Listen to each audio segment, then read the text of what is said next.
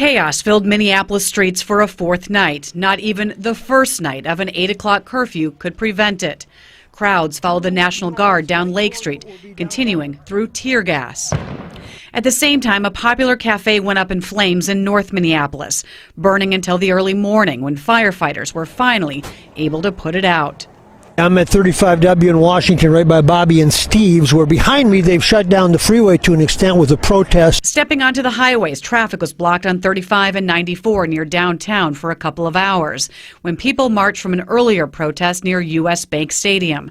Drivers were forced to stop their cars, some trying to wait it out, many others abandoning them completely.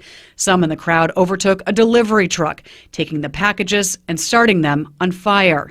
Down, you can see the massive crowd swarming around that 5th Precinct police building. They marched on after about an hour, heading to their next stop.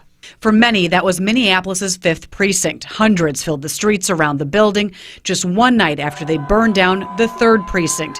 No law enforcement to be seen around 11 o'clock, but that soon changed. The National Guard and State Patrol reinforcements first came marching in along Lake Street just before midnight.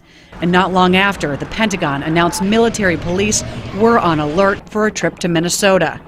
Minutes later, police started enforcing the curfew and arresting people on the streets 2.5 hours after curfew began. That's when the chaos cranked up another notch. We understand there's shots fired at officers near the 5th Precinct.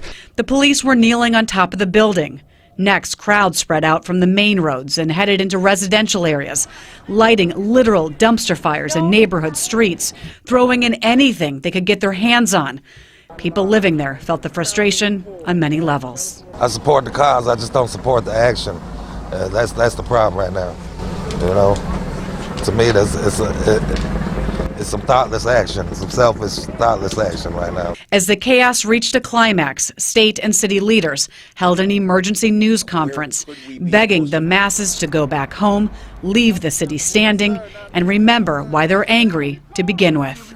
Why are we talking about anarchists who are burning down damn buildings that were businesses that were built up by our indigenous and black communities? Instead of talking about, we had a horrific situation where a police officer murdered and was charged for the death of a black man.